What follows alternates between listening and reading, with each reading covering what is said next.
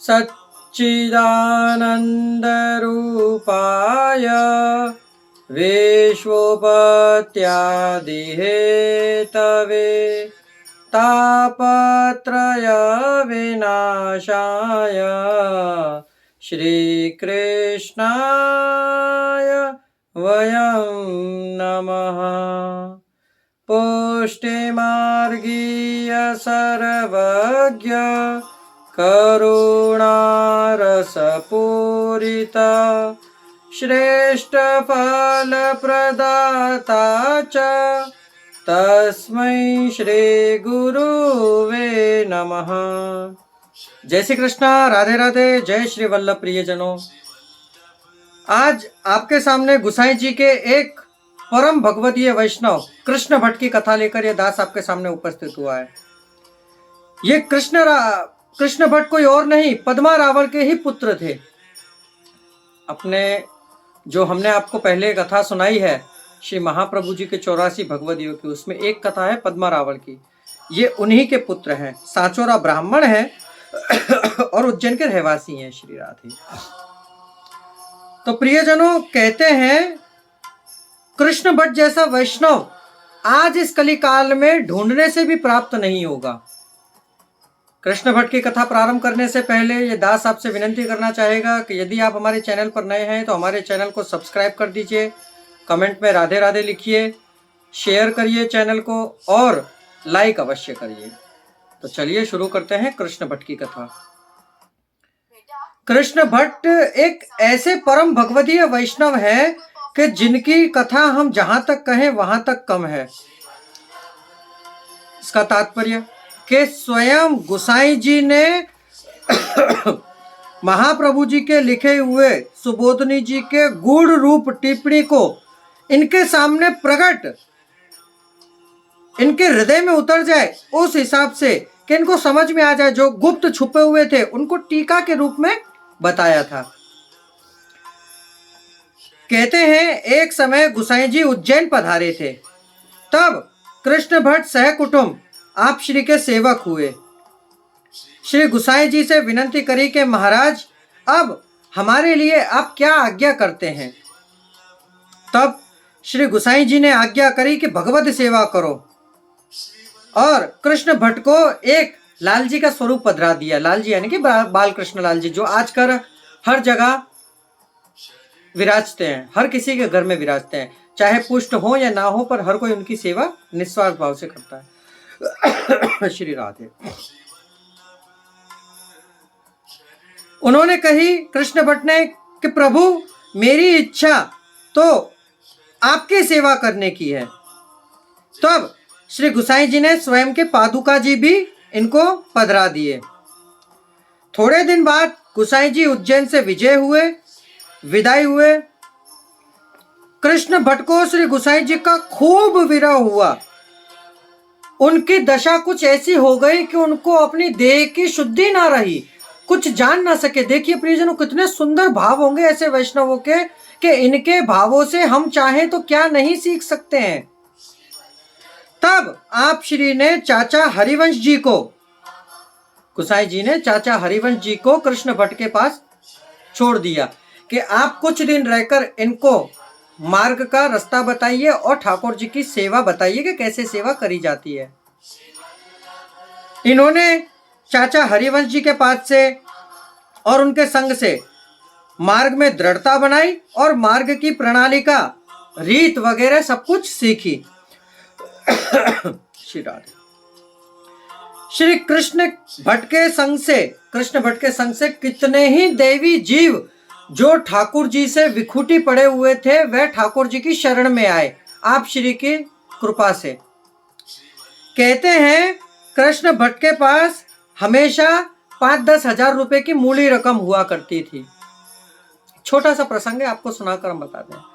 ये कितना सुंदर भाव। आज के समय पर यदि कोई ऐसा वैष्णव हो तो हमें अवश्य बताइएगा कि ऐसे वैष्णव आज की तारीख में है। ये क्या करते, जब इनके वहां कोई वैष्णव आता तो ये उन वैष्णवों को अपने घर में उतारा देते, अपने घर में रखते। परंतु आजकल के अतिथि ऐसे होते हैं कि आप जिनको अपने घर में रखेंगे, जिन्हें आप भोजन देंगे, वह आपके पीठ पर वार कर जाएंगे।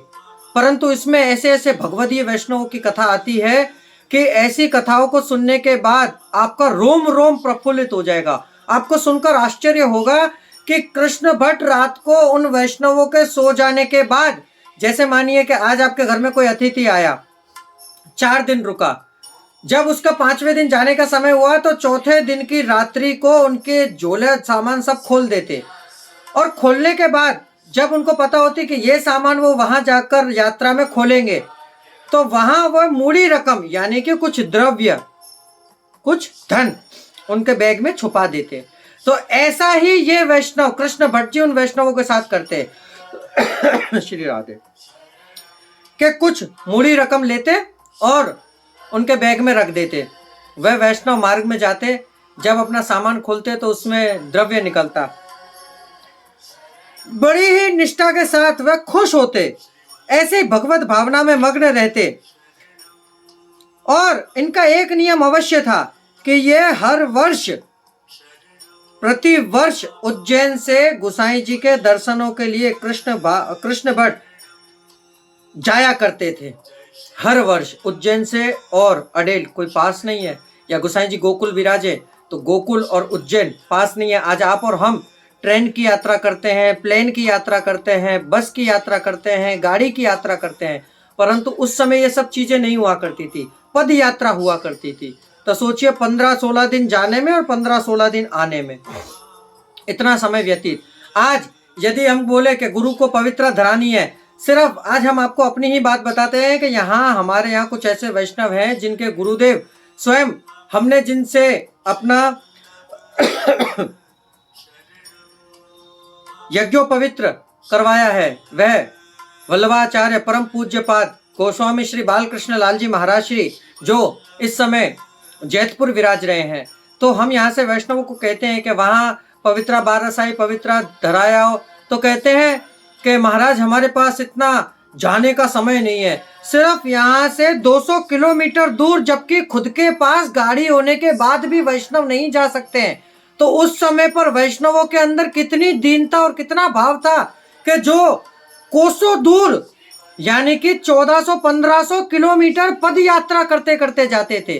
तो ऐसे वैष्णव तो हम नहीं बन सकते हैं, परंतु ऐसे परम भगवदीय वैष्णवों की चरणोदक तो लगा सकते हैं, आस्वादन तो ले सकते हैं, इनकी कृपा तो समझ सकते हैं, इनके सदाचरणों पर उतर तो सकते हैं, ऐसा कर तो सकते हैं हम।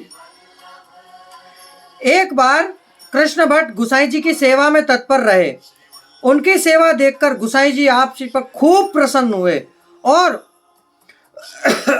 उन पर संपूर्ण कृपा करी और सुबोधनी जी की पोथी पधराई। कृष्ण भट्ट को सुबोधनी जी में कुछ समझ नहीं आ रहा था, क्यों कि श्रीमद् वल्लभाचार्य जी ने सुबोधनी जी का गूढ़ार्थ रूप कर रखा था, जो उनको गुप्त छुपा रखा था। तब आप श्री ने, गोसाई जी ने इनके ऊपर प्रसन्न होकर गूढ़ार्थ रूप की टिप्पणी प्रकट करी और कृष्ण भट्ट को पधराई। अब जैसे ही कृष्ण भट्ट ने, सेम एकदम वही भाव आता है जो पद्मा रावल का था। पद्मा रावल जी को भी जब कुछ नहीं समझ में आता तो आचार्य जी ने ऐसी कर चरणामृत दिया कि उन्होंने जैसे ही पोथी खोली, ऐसे ही उनके अंदर सब समावेश हो गया। तो ऐसे ही गोसाई जी ने इनके ऊपर कृपा करी कि जैसे ही इन्होंने पोथी खोली, ऐसे ही कृष्ण भक्त के हृदय में सुबोधनी जी की गुप्त टीका जो छुपा रखे थे वे इनके हृदय आरूढ़ हो गए। ऐसी कृपा गोसाई जी इनके ऊपर करते, और ये गोसाई जी के ऐसे परम कृपा पात्र भगवदीय वैष्णव थे। एक समय ये गोवर्धन नाथ जी के भीतरिया की तरह इन्होंने सेवा करी थी। गोवर्धन नाथ जी यानी हमारे ब्रज में जो इस समय विराज रहे। हम आपको सूक्ष्म में ये कथा बता रहे प्रियजनों, इनकी कथा तो बहुत विशाल है। यदि हम आज प्रारंभ करें इनकी कथा करनी तो 3-4 दिन व्यतीत हो जाएंगे। तो इसलिए हम आपको सूक्ष्म में बता रहे हैं कि इनके भाव देखिए। तो एक समय ये गोवर्धन नाथ जी के श्रीअंग की सेवा करते, उनके श्रृंगार करते, उनको स्नान कराते, वस्त्र धराते। एक समय की, परंतु चरण स्पर्श नहीं करे। चरण स्पर्श इसलिए नहीं करे कि स्वयं गोवर्धन नाथ जी ने आज्ञा करे कि तू मेरे चरण स्पर्श कर, तब करेंगे ये चरण स्पर्श। तो एक समय श्री गोसाई जी ठाकुर जी का श्रृंगार कर रहे थे। श्रृंगार कर रहे थे तो ये वहां पर कृष्ण भट्ट खड़े खड़े पंखा कर रहे थे गोवर्धन नाथ जी को। पंखा कर रहे थे तो गोवर्धन नाथ जी ने गुसाई जी से आज्ञा करी कि ये हमारी सेवा करता है परंतु हमारे चरण स्पर्श क्यों नहीं करता है। तब इनको आज्ञा करी ठाकुर जी ने कि तू हमारे चरण स्पर्श क्यों नहीं करता है। तब इन्होंने कही कि प्रभु मेरी एक विनंती है। गुसाई जी ने इनसे जैसे पूछा ना तो इन्होंने कही कि मेरी एक विनंती है, आप गोवर्धन नाथ जी से पूछो कि क्या कृष्ण भट्ट आपके चरणारविंद की योग्यता के लिए बन चुका है। कितना सुंदर भाव, क्या ठाकुर जी के चरणारविंद स्पर्श करने की योग्यता हमारे अंदर हुई है या नहीं। अगर हुई है तो आप आज्ञा करें तब मैं चरण स्पर्श करूंगा। ये सुनकर गोवर्धन नाथ जी अत्यंत प्रसन्न हुए। ऐसे परम भगवदीय वैष्णव थे कृष्ण भट्ट जी। तो इनकी कथा जहां तक कहे वहां तक कम है। प्रियजनों, यदि आपको यह कथा प्रसन्नचित और आनंददायक लगी हो तो हमारे चैनल को सब्सक्राइब अवश्य करिएगा और वैष्णवों को लिंक शेयर करिएगा जिससे वह भी घर बैठे इस कथा का रसपान कर सके। अब इस दास को आज्ञा दीजिए, कल फिर मुलाकात होगी एक नई कथा नए प्रसंग के साथ। जय श्री कृष्णा, राधे राधे, जय श्री वल्लभ।